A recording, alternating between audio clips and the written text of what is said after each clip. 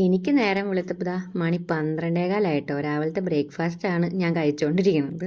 കുറച്ച് slow morning ഒക്കെ ആക്കാം എന്നൊക്കെ വിചാരിച്ച് പയ്യെ എണീറ്റ് വന്ന് ഓരോ കാര്യങ്ങളൊക്കെ ചെയ്തപ്പോഴാണ് ഓർത്തത്, ഈശ്വര നാളെ സ്കൂൾ തുറക്കുമല്ലോ, കുറച്ചും കൂടെ കാര്യങ്ങൾ വാങ്ങിക്കാനും ചെയ്ത് തീർക്കാനും ഒക്കെ ഉണ്ടല്ലോ എന്ന്. പിന്നെ നേരെ ഗ്രോസറി ഷോപ്പിങ്ങിന് വിട്ടു.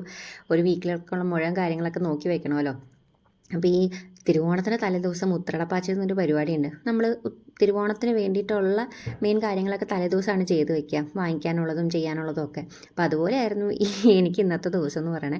അങ്ങനെ ഷോപ്പിംഗ് ഒക്കെ കഴിഞ്ഞ് വന്ന് കുറച്ച് നേരം എനിക്ക് വേണ്ടി ഇരുന്ന് ഒന്ന് മോളെയും കൊണ്ട് പുറത്തേക്കൊക്കെ ഇറങ്ങി. അത് കഴിഞ്ഞ് വന്നിട്ടായിരുന്നു ബാക്കി പരിപാടി. ഈ 2 മാസം എന്ന് പറഞ്ഞാൽ കുറച്ച് കുറവുണ്ടായിരുന്നു. ടെൻഷൻ വേറെ ഒന്നുമല്ല, എന്ത് ഫുഡ് ഉണ്ടാക്കും എന്നതിൽ. കാരണം വീട്ടിൽ തന്നെ ഇരിക്കുന്നതുകൊണ്ട് നമുക്ക് വായിൽ വെച്ചോ എങ്ങനെയൊക്കെ നമ്മൾ ഉണ്ടാക്കുന്ന ചോറും കറിയൊക്കെ കൊടുക്കാം.